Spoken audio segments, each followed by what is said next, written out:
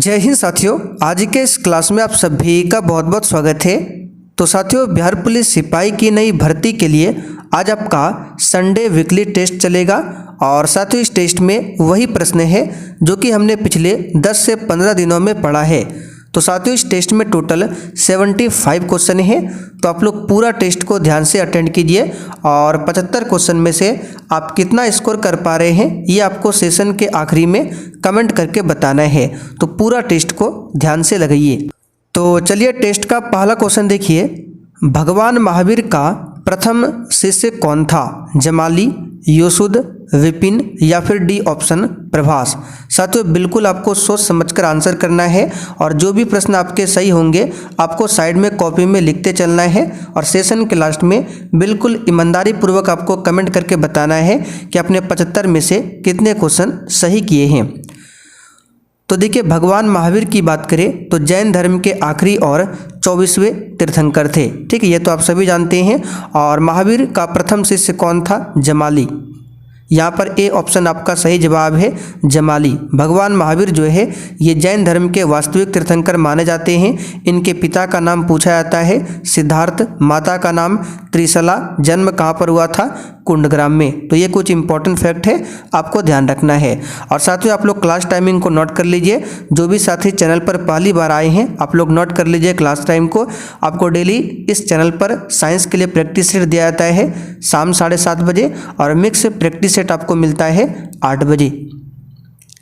चलिए आगे बढ़ते। क्वेश्चन दूसरा, प्रसिद्ध चीनी यात्री फाहियान ने किसके शासनकाल में भारत की यात्रा की थी? चलिए क्वेश्चन 2 के लिए आप लोग आंसर कीजिए। और साथियों जिन्होंने अभी तक बिहार पुलिस का कोर्स नहीं लिया है फटाफट से जाकर आप लोग ले लीजिए। ऑलरेडी बहुत सारे बच्चों ने ले रखा है और सच में अगर आप लोग बिहार पुलिस की तैयारी करना चाहते हैं तो आपको अभी से तैयारी में लगना होगा, क्योंकि एक बार इसका अगर नोटिफिकेशन आ जाता है तो इसका एग्जाम डेट भी बहुत ही जल्द दे दिया जाएगा। तो फिर आपके पास तैयारी करने का बिल्कुल भी समय नहीं मिलेगा। इसलिए आप लोग अभी से तैयारी में लग जाइए और डेली क्लास को अटेंड कीजिए। तो प्रसिद्ध चीनी यात्री फाहियान ने किसके शासनकाल में भारत की यात्रा की थी? इसका आंसर है चंद्रगुप्त द्वितीय के समय में। ठीक है, चंद्रगुप्त द्वितीय के समय में। चलिए तीसरा क्वेश्चन देखते हैं। सल्तनत काल के सिक्के टंका, ससगनी एवं जीतल किन धातुओं के होते थे? चलिए 3 के लिए आंसर कीजिए। और जो भी साथी चैनल पर पहली बार आए हैं आपको बता देते हैं कोर्स कहाँ पर मिलेगा। तो हमारा एप्लीकेशन है सक्सेस वर्ल्ड MCQ। इसका लिंक डिस्क्रिप्शन बॉक्स में दिया हुआ है। आप लोग क्लिक करके प्ले स्टोर पर जाकर इसे डाउनलोड कर लीजिए और वहाँ पर आपको बिहार पुलिस का कोर्स मिल जाएगा एप्लीकेशन पर। ठीक है, कोर्स परचेज करने के बाद अगर आपको कोई समस्या आती है तो आप लोग नंबर लिख लीजिए 9631887058। ये हमारा व्हाट्सअप नंबर है, इस पर आपको मैसेज करना है। तो साथियों सल्तनत काल के जो सिक्के टंका, ससगनी एवं जीतल होते थे ये किन धातुओं के बने होते थे? तो इसका आंसर है जो आपका सिक्का जो था ये आपका चांदी का था। ठीक है, टंका जो सिक्का था चांदी का, ससगनी आपका चांदी का था और जीतल तांबा का था। तो आंसर क्या होगा? चांदी, चांदी, तांबा। ठीक है, और यहाँ से कुछ इंपॉर्टेंट प्रश्न को बता देते हैं। जैसे कि अगर आपसे पूछे कि बताइए सबसे अधिक सोने के सिक्के किसने जारी किए थे? तो गुप्त के काल में। ठीक है, गुप्तों के काल में सबसे अधिक सोने के सिक्के जारी किए गए थे। लेकिन सबसे शुद्ध सोने के सिक्के पूछे किसने जारी किया था? तो कुषाणों ने। किसने किया था? कुषाणों ने। और सबसे पहला सिक्का पूछे कि सबसे पहले सिक्का किसने जारी किया था? तो हिंद यूनानी ने। ये 3 क्वेश्चन ध्यान रखिएगा। चलिए आगे बढ़ते। क्वेश्चन 4, कश्मीर का अकबर के नाम से प्रसिद्ध सुल्तान कौन था? चलिए 4 के लिए आंसर बताइए। और देखिए ज़्यादा आज हम डिस्कशन नहीं करेंगे क्योंकि ये टेस्ट है, ऑलरेडी ये सब क्वेश्चन हमने करा रखा है। तो आज सिर्फ क्वेश्चन आंसर होगा। तो कश्मीर का अकबर के नाम से प्रसिद्ध था सुल्तान जैनुल आबदीन। डी ऑप्शन सही है। चलिए 5वां क्वेश्चन देखिए। 1857 में भारत का गवर्नर जनरल कौन था? तो 1857 की क्रांति होती है, उस समय गवर्नर जनरल लॉर्ड कैनिंग था। आप लोग लिखते चलिए जो भी क्वेश्चन आपका सही हो रहा है। चलिए आगे बढ़ते। क्वेश्चन 6, 19वीं शताब्दी के उत्तरार्ध में नव हिंदूवाद के सर्वश्रेष्ठ प्रतिनिधि कौन थे?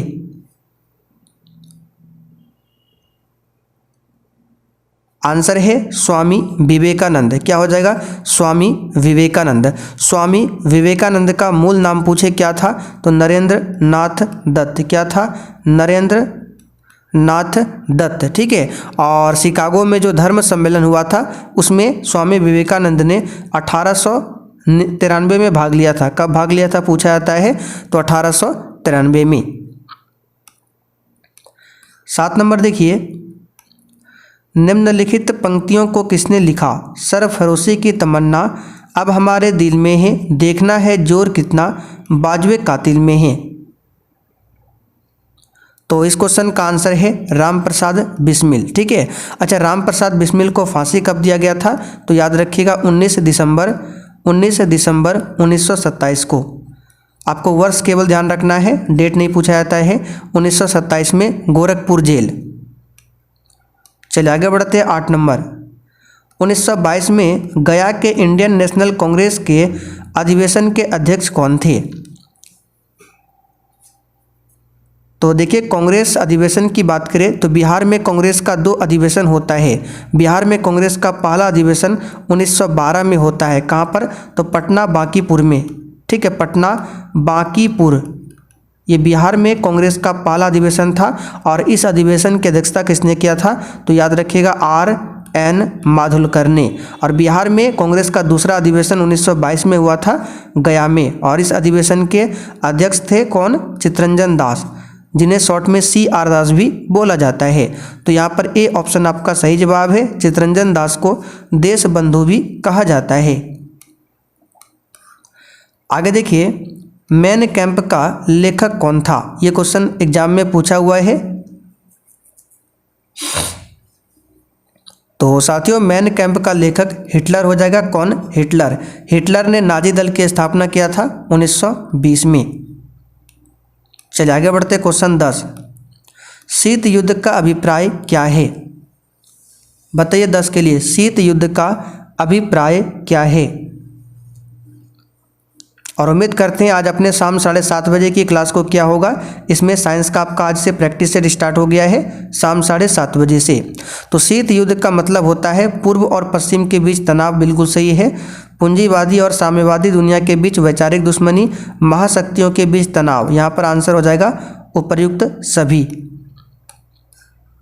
चलिए आगे देखिए, भारत का सुदूर दक्षिण में जो कि इंदिरा पॉइंट है, निम्नलिखित में से कहाँ पर स्थित है? तो देखिए, भारत का सबसे दक्षिणी बिंदु है इंदिरा पॉइंट। इस तरह से भारत का नीचे साइड का मैप है और यहाँ पर है अंडमान निकोबार। तो यहीं पर है इंदिरा पॉइंट और ये आपका अंडमान निकोबार में स्थित है। लेकिन ऑप्शन में देखिए छोटा निकोबार, बड़ा निकोबार, कार निकोबार दिया हुआ है। तो याद रखिएगा इंदिरा पॉइंट है बड़ा निकोबार में। चलिए आगे देखिए, भारत में निम्नलिखित में से कौन सी श्रेणी नवीनतम है? यानी कि पर्वत की कौन सी श्रेणी नवीनतम है? आंसर है हिमालय श्रेणी। और सबसे पुरानी पूछे तो अरावली श्रेणी। चलिए आगे देखिए, निम्नलिखित युग्मों में से कौन सही सुमेलित नहीं है? आंसर है सी ऑप्शन, नाथुला दर्रा। ये मेघालय में नहीं है, ये कहाँ पर है? सिक्किम में। आगे देखिए, टोडा जनजाति, इसके बारे में कई बार हमने क्लास में बताया है। यह मुख्यतः निवास करती है। फटाफट से आप लोग आंसर लगाते चलिए। फिर से बता देते हैं, आज प्रश्नों का ज़्यादा डिस्कस हम नहीं करेंगे क्योंकि ये आपका क्या है, टेस्ट है। तो टोडा जनजाति जो है तमिलनाडु क्षेत्र में निवास करती है। और टोडा जनजाति पहाड़ी पूछे कि किस पहाड़ी पर? तो नीलगिरी की पहाड़ी पर। नीलगिरी की पहाड़ी पर टोडा जनजाति निवास करती है। आगे देखिए, इनमें से कौन सी खरीफ फसल नहीं है? आंसर है चना। चना जो है यह रबी की फसल है। और देखिए, रबी फसल, जायद फसल और आपका कौन सा होता है, खरीफ फसल। अगर आपको इसमें अंतर देखना है या फिर इसके लिए आपको ट्रिक देखना है कि रबी फसल में कौन कौन से फसल आएंगे, खरीफ में कौन कौन सा आएगा, जायद में कौन कौन सा आएगा, तो ये आपको इसके लिए ट्रिक भी स्पेशल मिल जाएगा आपको एप्लीकेशन पर। और भी बहुत सारे वहाँ पर ट्रिक डाला गया है, आप लोग जाकर देख सकते हैं। चलिए आगे बढ़ते हैं। 16 नंबर, पेट्रो रसायन के उत्पादन का सबसे बड़ा केंद्र कहाँ पर है? सिंपल सा क्वेश्चन है, जामनगर में है। चलिए आगे देखिए, निम्नलिखित महाद्वीपों में से किसमें देशों की संख्या अधिकतम है? तो सबसे अधिक यहाँ पर हो जाएगा इन चारों ऑप्शन में से अफ्रीका। अफ्रीका महाद्वीप में सबसे अधिक देश है, इसमें लगभग 54 देश है। लेकिन सबसे बड़ा महाद्वीप पूछे तो एशिया, एशिया महाद्वीप सबसे बड़ा महाद्वीप है। अच्छा, आप लोग कमेंट करके बताइए सबसे छोटा महाद्वीप कौन सा है? 18 नंबर, निम्न में से कौन से शीतोष्ण घास के मैदान यूरेशिया में पाया जाता है? यूरेशिया का मतलब होता है एशिया प्लस यूरोप। ठीक है, एशिया यहाँ पर लिख देते हैं, एशिया और यूरोप इसे बोला जाता है यूरेशिया। और यहाँ पर पाए जाते हैं स्टेपिज घास के मैदान। ठीक है, स्टेपिज घास के मैदान। प्रेरीज आपका यूएसए में मिलता है। कहाँ पर मिलता है? यूएसए में। डाउन्स कहाँ पर मिलता है? ऑस्ट्रेलिया में। पटाना एक पूछा जाता है जो कि श्रीलंका में घास का मैदान है। डाउन्स आपका ऑस्ट्रेलिया। चलिए आगे देखते हैं 19, भारत के संविधान के किस अनुच्छेद के अंतर्गत निजता का अधिकार संरक्षित है? ये तो सिंपल सा क्वेश्चन है। आर्टिकल 21 के अंतर्गत क्या है? निजता का अधिकार है। प्राण एवं दैहिक स्वतंत्रता का अधिकार इसी आर्टिकल के अंतर्गत में आता है। ठीक है, ध्यान रखिएगा। और आर्टिकल 21A की बात करें तो ये शिक्षा का अधिकार से संबंधित है। किससे? शिक्षा अधिकार से संबंधित है। चलिए आगे बढ़ते क्वेश्चन 20, निम्नलिखित में से कौन भारत के राष्ट्रपति के निर्वाचन हेतु निर्वाचक गण में सम्मिलित नहीं है? तो राष्ट्रपति के निर्वाचन में कौन कौन सम्मिलित होता है और कौन कौन नहीं होता है? तो लोकसभा के निर्वाचित सदस्य बिल्कुल, राज्यसभा के निर्वाचित सदस्य ये भी है, राज्यों के विधानसभा के निर्वाचित सदस्य ये भी है, राज्यों के विधान परिषद ये गलत है। राष्ट्रपति के चुनाव में जो विधान परिषद के सदस्य होते हैं ये सम्मिलित नहीं होते हैं, बाकी तीनों होते हैं। तो यहाँ पर डी ऑप्शन आपका राइट आंसर हो जाएगा। ठीक है, ध्यान रखिएगा। अच्छा, राष्ट्रपति जो निर्वाचन की प्रक्रिया है राष्ट्रपति के लिए, इसके बारे में आर्टिकल 55 में बताया गया है और आर्टिकल 54 में निर्वाचक मंडल के बारे में बताया गया है आर्टिकल 54 में। और आर्टिकल 55 में क्या बताया गया है? निर्वाचन की प्रक्रिया। राष्ट्रपति के लिए जो निर्वाचन की प्रक्रिया है इसके लिए आपका है आर्टिकल 55।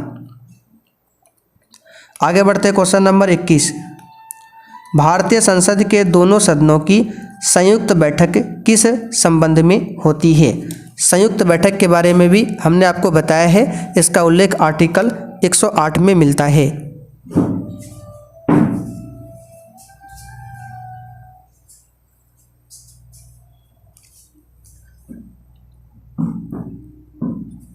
तो यहाँ पर इस क्वेश्चन का आंसर क्या हो जाएगा? तो भारतीय संसद के दोनों सदनों की संयुक्त बैठक किस संबंध में होती है?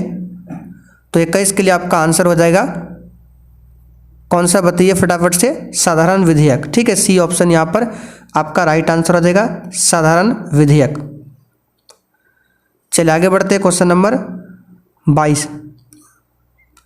22 नंबर है, भारतीय संविधान के निम्नलिखित अनुच्छेदों में से किस एक के अंतर्गत विधान परिषद की स्थापना या समाप्ति की व्यवस्था की गई है? अच्छा देखिए, विधान परिषद की बात करें ये हर राज्यों में नहीं है, ये वर्तमान में 6 राज्यों में है विधान परिषद। ठीक है, इसे आप ध्यान रखिएगा। और बिहार की बात करें तो बिहार में विधान परिषद सीटों की संख्या कितनी है? तो 75 है। विधानसभा सीटों की संख्या 243 है। बिहार में लोकसभा 40 है सीटों की संख्या, और राज्यसभा सीटों की संख्या 16 है बिहार में। तो विधान परिषद की स्थापना या समाप्ति के लिए जो आर्टिकल है आर्टिकल 169 है। ठीक है, आर्टिकल 169। ठीक है, और आर्टिकल 171 में क्या है? तो विधान परिषद की संरचना। नोट कर लीजिए, अगर विधान परिषद की संरचना पूछे तो आर्टिकल 171, लेकिन विधान परिषद की स्थापना या समाप्ति पूछे तो आर्टिकल 169, इसे ध्यान रखेंगे। आगे बढ़ते क्वेश्चन 23, केंद्र व राज्यों के मध्य वित्त का बंटवारा किसकी सिफारिश पर होता है? आंसर है वित्त आयोग के सिफारिश पर। वित्त आयोग के बारे में आर्टिकल 280 में मिलता है और भाग पूछे तो भाग 12 में। अच्छा, यहाँ से क्वेश्चन पूछा जाता है कि प्रथम वित्त आयोग के अध्यक्ष कौन थे, तो केसी नियोगी। याद रखिएगा, स्टैटिक जीके क्वेश्चन है, एग्जाम में बनता है। प्रथम वित्त आयोग के अध्यक्ष कौन थे, केसी नियोगी। नाबार्ड की स्थापना कब होती है, हमने आपको बताया था 12 जुलाई को। ठीक है, 12 जुलाई और 1988 को नाबार्ड की स्थापना होती है। अगला क्वेश्चन देखिए, महालनोबिस मॉडल का संबंध किस पंचवर्षीय योजना के साथ जोड़ा गया है। चलिए 24 के लिए बताइए आंसर। यहाँ पे देखिए नाबार्ड की स्थापना 12 जुलाई तो सही है, 1988 नहीं होगा, 1982 होगा। ठीक है, इसको सही कर लीजिए। नाबार्ड की स्थापना कब होती है, 12 जुलाई 1982, ना कि 88 को। चलिए आगे बढ़ते हैं। 24 के लिए आंसर हो जाएगा आपका दूसरी पंचवर्षीय योजना, यानी कि दूसरी पंचवर्षीय योजना जो मॉडल था ये महालनोबिस मॉडल यानी पीसी महालनोबिस। और पीसी महालनोबिस इनके जन्म दिवस पर 29 जून को क्या मनाया जाता है, तो सांख्यिकी दिवस मनाया जाता है 29 जून को। दूसरी पंचवर्षीय योजना की जो अवधि थी 1956 से 61 और पहला वाला था 1951 से 56। चलिए 25 नंबर देखते हैं।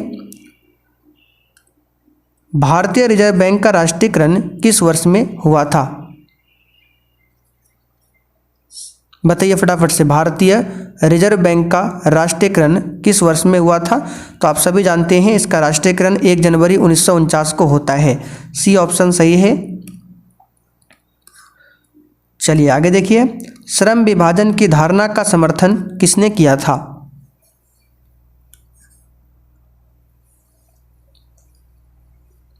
तो यह किया था एडम स्मिथ ने। किसने किया था, एडम स्मिथ ने। चलिए आगे बढ़ते हैं 27 नंबर। आगे देखिए 27 नंबर है, नई फर्मों को बाजार में प्रवेश नहीं करने दिया जाता है। चलिए 27 के लिए बताइए।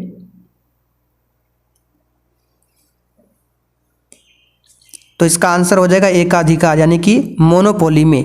एकाधिकार में क्या होता है, इसमें एक ही विक्रेता होता है और वही रेट तय करता है, यानी वो जितना रेट तय करेगा उसमें आपको सामान लेना पड़ेगा। उदाहरण के तौर पर अब सभी जानते हैं एयरटेल जियो का जो सिम है उसका जो रिचार्ज प्लान है वो जितना तय करेगा आपको करना ही पड़ेगा, क्योंकि बाजार में दूसरा कोई कंपनी है ही नहीं, क्योंकि उसने जो नई फर्म है उसको बाजार में प्रवेश ही नहीं करने दिया जाता है। किसमें, तो एकाधिकार में, यानी कि मोनोपोली में। चलिए आगे बढ़ते क्वेश्चन नंबर 28 में। बिहार को बंगाल से अलग प्रांत बनाने के लिए आंदोलन जिसके कारण 1912 में बिहार उड़ीसा समेत एक नया प्रांत बना, इसका नेतृत्व किसने किया था। वेरी वेरी इंपॉर्टेंट क्वेश्चन है। इसका आंसर है सच्चिदानंद सिन्हा। अच्छा, बिहार की स्थापना कब होती है, तो 22 मार्च 1912 को। और फिर उड़ीसा कब अलग हुआ था, बिहार उड़ीसा, तो 1936 में बिहार उड़ीसा अलग होता है। फिर बाद में बिहार झारखंड अलग होता है 15 नवंबर 2000 को। ये डेट तो आप सभी जानते हैं, 15 नवंबर 2000 को। आगे बढ़ते हैं। तुलबुल परियोजना निम्नलिखित किस नदी पर स्थित है, तो ये क्वेश्चन पूछा हुआ है। तुलबुल परियोजना जो है ये आपका किस नदी पर है, तो झेलम नदी पर है, जम्मू कश्मीर में। पोंग बांध पूछा जाता है, पोंग बांध ये आपका व्यास नदी पर है, ध्यान रखिएगा ये क्वेश्चन आता है। आगे देखिए, विश्व बैंक का मुख्यालय कहाँ पर है, आंसर है वाशिंगटन डीसी में। विश्व बैंक यानी वर्ल्ड बैंक और IMF दोनों का मुख्यालय कहाँ पर है, वाशिंगटन डीसी में। और IMF और वर्ल्ड बैंक की जो स्थापना होती है किस सम्मेलन से, तो 1944 में जो ब्रिटेन वुड्स सम्मेलन हुआ था, इसी से IMF और WB यानी वर्ल्ड बैंक बना था। आगे बढ़ते हैं 31। खट्टे स्वाद के लिए कोशिकाएं जिह्वा के किस भाग में होती है, और देखिए जिन्होंने अभी तक सेशन को लाइक नहीं किया है प्लीज़ आपसे रिक्वेस्ट है आप लोग सेशन को साथ में लाइक करते चलिए। इसका आंसर है पार्श्व। चलिए 32 नंबर देखते हैं। रडार का प्रयोग किस लिए किया जाता है,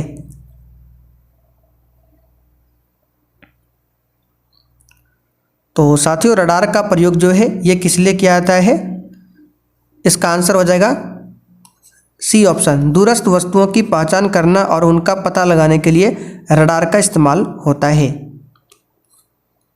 आगे देखिए, निम्नलिखित में से किसका ध्वनि के वेग पर कोई प्रभाव नहीं पड़ता है? तो देखिए हम कई बार बता चुके हैं कि ध्वनि के वेग पर दाब का कोई भी प्रभाव नहीं पड़ता है। दाब बढ़ेगा फिर भी ध्वनि वही रहेगा, घटेगा फिर भी वही रहेगा, यानी दाब का ध्वनि के वेग पर कोई प्रभाव नहीं पड़ता है। और ध्वनि के गमन के लिए किसी न किसी माध्यम की आवश्यकता पड़ती है, ध्वनि निर्वात में गमन नहीं करती है। आगे बढ़ते 34, निम्नलिखित में से केवल अदिश राशि चुनिए। सिंपल सा क्वेश्चन है, ऊर्जा क्या है? अदिश राशि है। संवेग, बल, आघूर्ण, त्वरण ये सभी क्या है? सदिश राशि है। और जबकि ऊर्जा, चाल, द्रव्यमान क्या है? अदिश राशि है, ध्यान रखिएगा। ऊर्जा का मात्रक जूल होता है। चलिए आगे बढ़ते हैं। 1 जूल बराबर क्या होता है? अच्छा, जूल क्या है? आप सभी जानते हैं, कार्य का या फिर ऊर्जा का मात्रक है। तो कार्य बराबर आपने सूत्र पढ़ा होगा, कार्य बराबर क्या होता है? बल गुना विस्थापन। बल गुना विस्थापन ये कार्य बराबर है। तो कार्य को जूल से लिखा जाता है, मात्रक है, यानी 1 जूल बराबर क्या होगा? तो बल को न्यूटन से और विस्थापन को मीटर से लिखा जाता है, यानी 1 जूल बराबर क्या होगा? 1 न्यूटन गुना 1 मीटर। तो यहाँ पर देख सकते हैं ऑप्शन ए में दिया हुआ है। चलिए आगे बढ़ते 36, भारत में प्रथम औद्योगिक नीति कब घोषित की गई थी? तो भारत में प्रथम औद्योगिक नीति जो है 1948 में घोषित किया गया था। और नई आर्थिक नीति जो आया था 1991 में। 1991 में नई आर्थिक नीति और प्रथम औद्योगिक नीति 1948 में।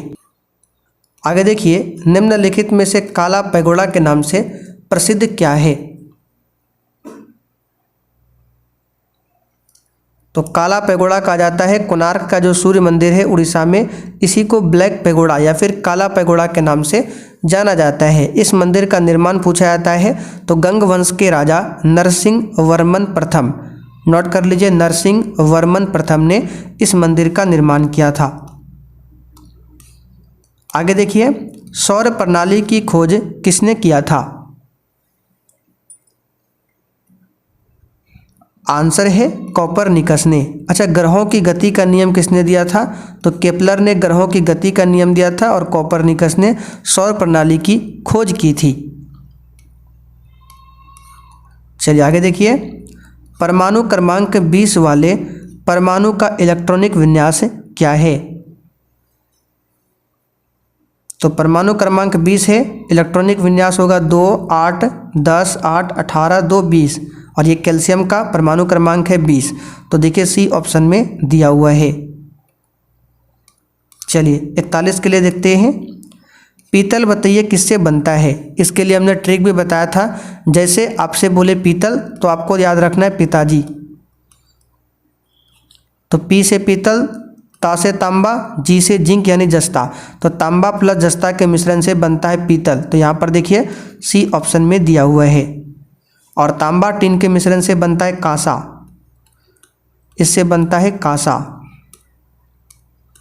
चलिए 42 नंबर, निम्नलिखित में से क्या रासायनिक अभिक्रिया नहीं है?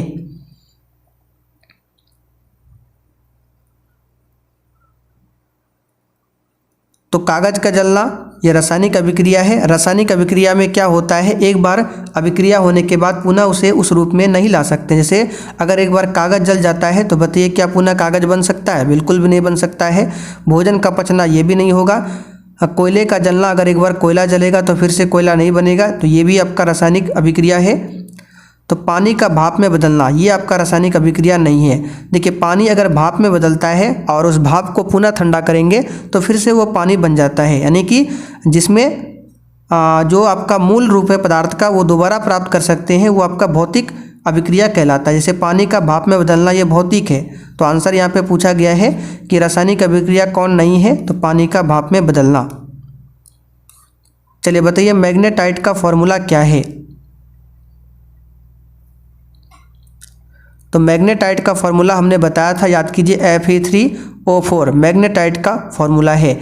हेमेटाइट का क्या होता है? तो Fe2O3, ये है हेमेटाइट का फॉर्मूला।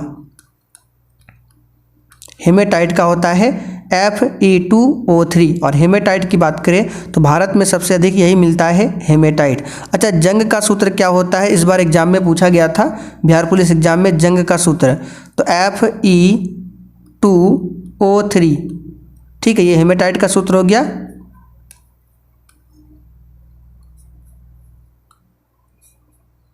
चलिए, Fe2O3 ये आपका हेमेटाइट का सूत्र हो गया। और इसमें आप XH2O ऐड कर दीजिए, XH2O, तो ये आपका जंग का सूत्र है। चलिए आगे बढ़ते। 44, अग्निशमन वस्त्र किससे बनाए जाते हैं? तो ये एस्बेस्टॉस से बनाई जाती हैं, सिंपल सा क्वेश्चन है। चलिए 45 नंबर, किसकी उपस्थिति के कारण गाय के दूध का रंग पीला होता है? तो ये कैरोटीन की उपस्थिति के कारण होता है। अच्छा, गाय के दूध का रंग सफ़ेद किसके कारण होता है? तो केसिन, केसिन की उपस्थिति के कारण सफ़ेद होता है और कैरोटीन के कारण पीला होता है। जैंथोफिल के कारण फल का रंग क्या होता है? पीला होता है, ध्यान रखिएगा। चलिए आगे देखते हैं। 46 नंबर, प्राणियों के वैज्ञानिक नाम लिखने में प्रयुक्त भाषा क्या है?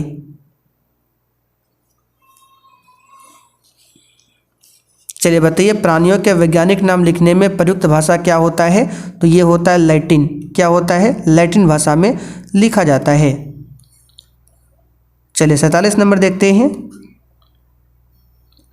एक उत्पादक एक शाकाहारी और एक मांसाहारी को दर्शाने वाली एक उपयुक्त आहार श्रृंखला निम्न में से कौन सी है?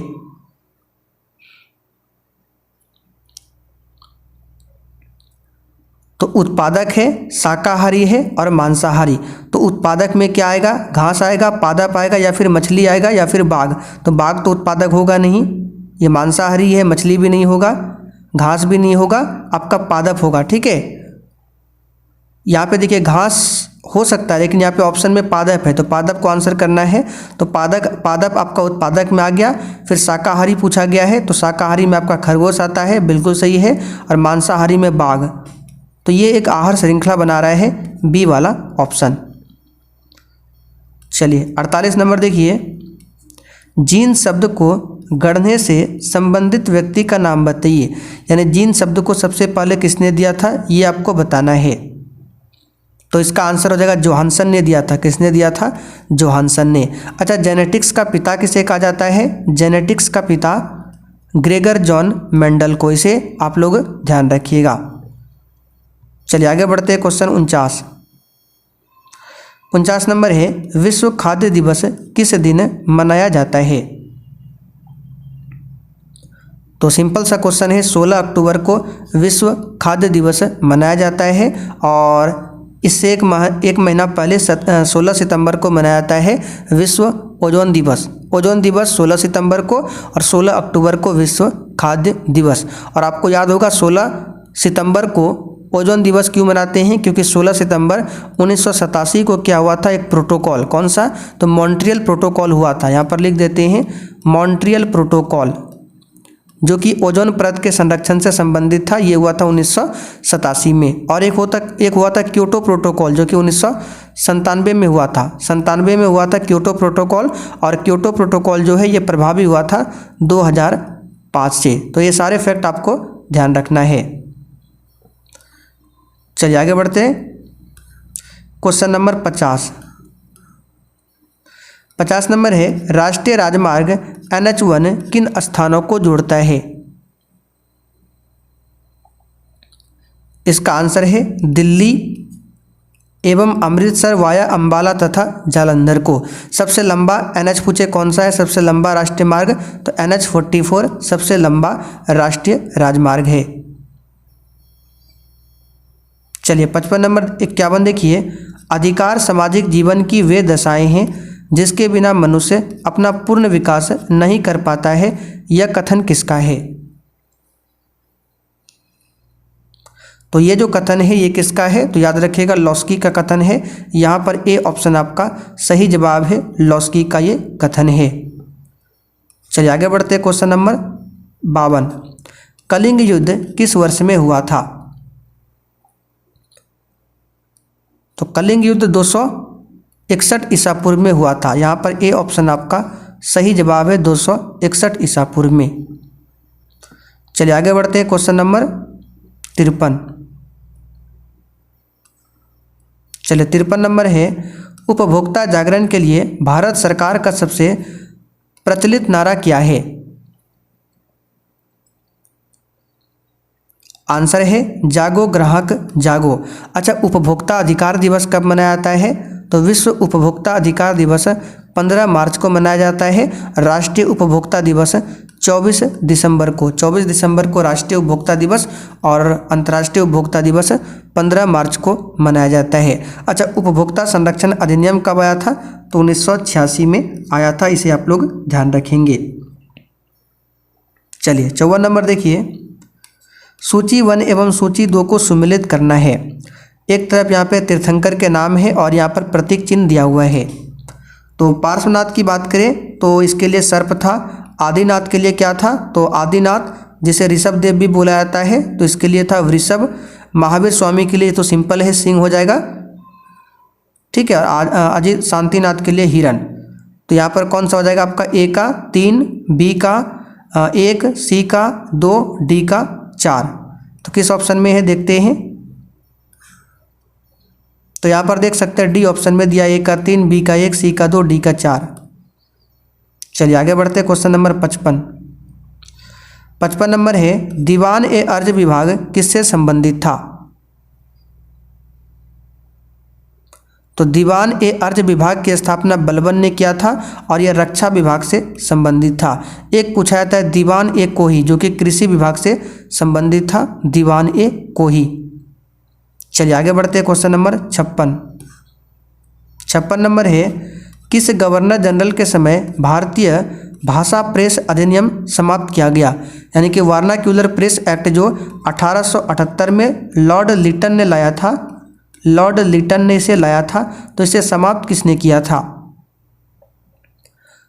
तो 1882 में रिपन ने इसे समाप्त किया था, लॉर्ड रिपन ने। तो यहाँ पर देखिए ऑप्शन ए में दिया हुआ है लॉर्ड रिपन। चलिए आगे बढ़ते हैं। क्वेश्चन नंबर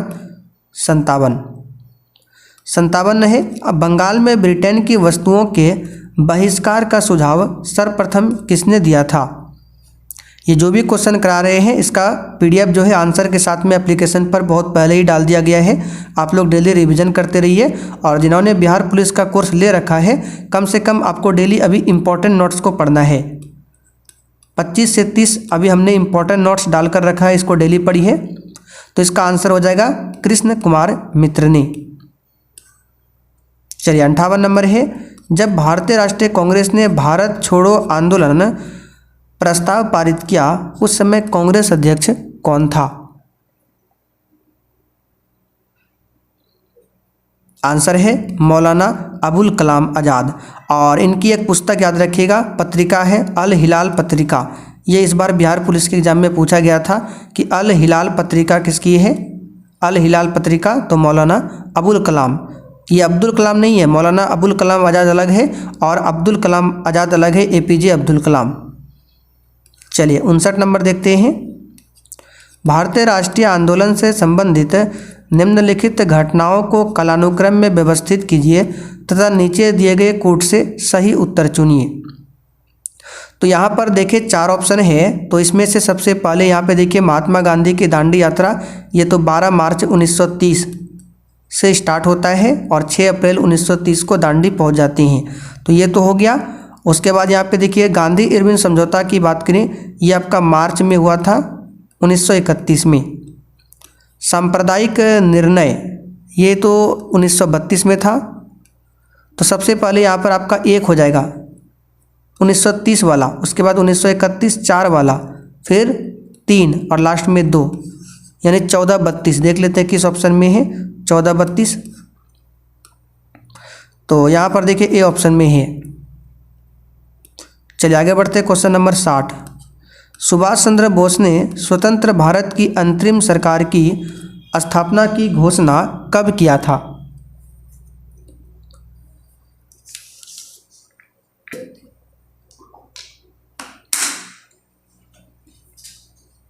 चलिए बताइए, इसका आंसर होगा 1943 में। कब किया था?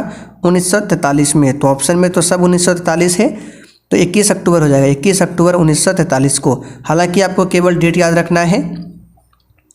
और ये जो दिया जाता है 21 अक्टूबर 22 अक्टूबर, ये क्वेश्चन हार्ड करने के लिए होता है।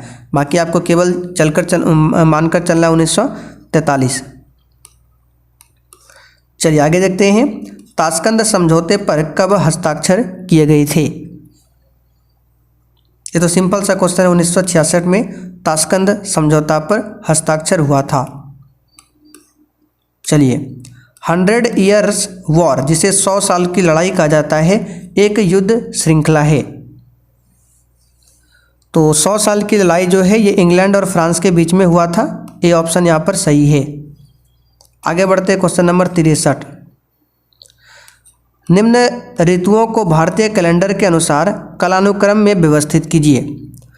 तो भारतीय कैलेंडर के अनुसार यहाँ पे सबसे पहले आपका हो जाएगा बसंत ऋतु आता है, उसके बाद फिर आपका ग्रीष्म आता है, वर्षा, लास्ट में शरद। तो यानी कि यहाँ पे 3 पहले हो जाएगा बसंत, उसके बाद आपका 2 हो जाएगा ग्रीष्म, उसके बाद आपका 4 हो जाएगा वर्षा, लास्ट में हो जाएगा शरद। यानी कि 3 2 4 1, 3 2 4 1 बी ऑप्शन में दिया हुआ है। 65 नंबर देखिए, निम्नलिखित में से भारत का कौन सा राज्य मूंगफली का सबसे बड़ा उत्पादक है? जूट उत्पादन में सबसे आगे कौन है? गन्ना उत्पादन में कौन है? ये आपको ध्यान रखना है। धान उत्पादन में कौन है? ये सभी आपको याद रखने हैं। तो यहाँ पर पूछा गया मूंगफली का सबसे बड़ा उत्पादक कौन हो जाएगा? तो ये गुजरात हो जाएगा। ठीक है, गुजरात हो जाएगा। कपास पूछे तो गुजरात में ही कपास सबसे अधिक होता है। जूट पश्चिम बंगाल में और गन्ना उत्तर प्रदेश में। चलिए आगे देखिए, थारपकर प्रजाति कहाँ पाई जाती है?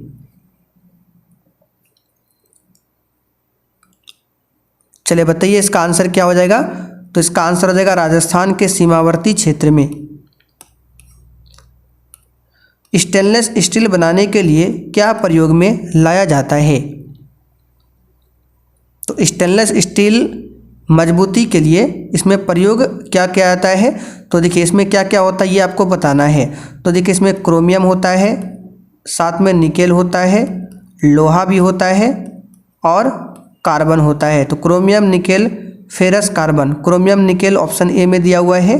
तांबा तो होगा नहीं, ग्रेफाइट होगा नहीं, इसमें बेंजीन एसिटिन है, ये भी नहीं होगा। तो केवल यहाँ पर ए ऑप्शन होगा। और साथ में ये सभी ध्यान रखना है, फेरस, कार्बन। चलिए, किस वैज्ञानिक ने पहली बार कहा था कि पृथ्वी सूर्य के चारों ओर चक्कर लगाती है और पृथ्वी बाह्य ब्रह्मांड का केंद्र बिंदु नहीं है? तो ये कहा था किसने? तो ये कहा था कोपरनिकस ने। आगे देखिए, राष्ट्रीय एटलस और थीमेटिक मानचित्र संगठन कहाँ पर स्थित है? वेरी इंपॉर्टेंट क्वेश्चन है, इसे आप लोग स्टार मार्क कर लीजिए। ये क्वेश्चन एग्जाम में आता है। इसका आंसर हो जाएगा कहाँ पर है? तो ये कोलकाता में है। पश्चिम बंगाल की राजधानी कोलकाता में। आगे देखिए, हारमुज जलसंधि पाई जाती है। तो साथियों, हारमुज जलसंधि जो है ये फारस की खाड़ी और ओमान की खाड़ी के बीच में है, इसको याद रखिएगा। चलिए आगे बढ़ते, क्वेश्चन 72। निम्न में से किसे झीलों की वाटिका कहते हैं? बताइए, झीलों की वाटिका किसे कहते हैं? तो फिनलैंड को कहा जाता है। चलिए 73 नंबर, इनमें से कहाँ विश्व के पहले ओम के आकार के मंदिर का उद्घाटन किया गया है? आंसर है राजस्थान। चलिए आगे देखते हैं, माप तौल की दशमलव प्रणाली किस देश की देन है?